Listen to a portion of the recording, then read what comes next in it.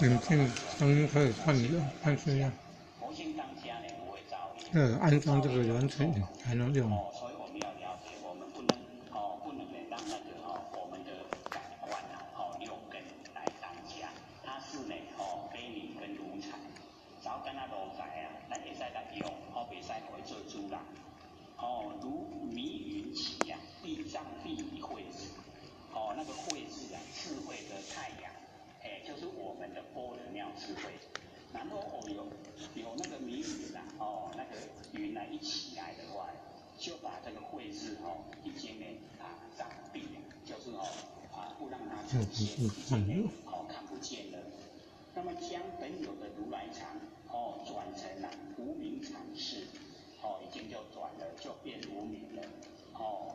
然后呢，文殊菩萨又讲说迷妄有虚空，因为我们迷了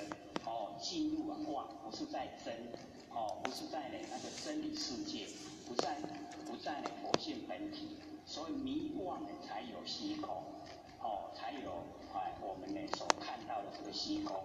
然后依这个虚空啊，然后才立世界，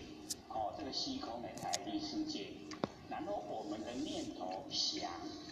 然后就变成那个想久了以后想成了就变成国土，所以我们的国土是从我们的念头生发的。国土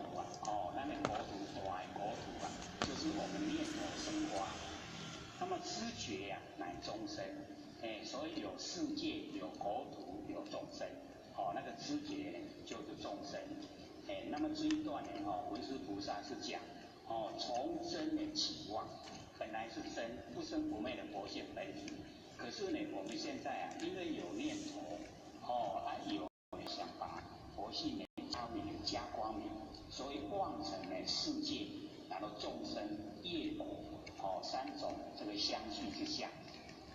然后呢，文殊菩萨讲说呢，空生大觉中，说这个空就呢在我们大觉之中产生所以各位先生，这个虚空世界其为咱的佛性本体生发的，那个空我们世界的空在我们佛性之中，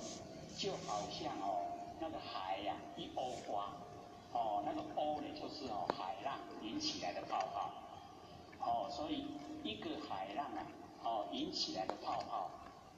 就是呢这个空，所以空很小，我们看空很大，可是呢在文殊菩萨讲出来呢，我们的大觉我们那个佛性本体才叫大，这个佛性本体可以产生呢这个虚空，从虚空呢产生世界。从世界产生众生，从众生呢产生业果，造了业要受苦业果，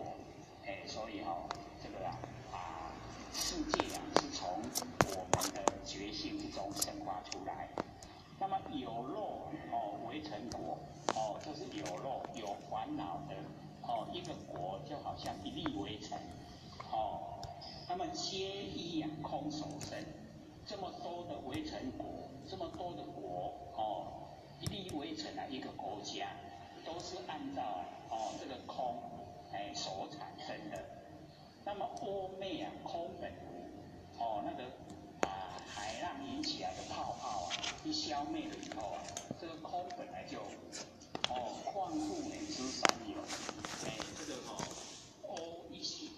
换流 WMV 没有办法播放，要播放 MFP4 MP4。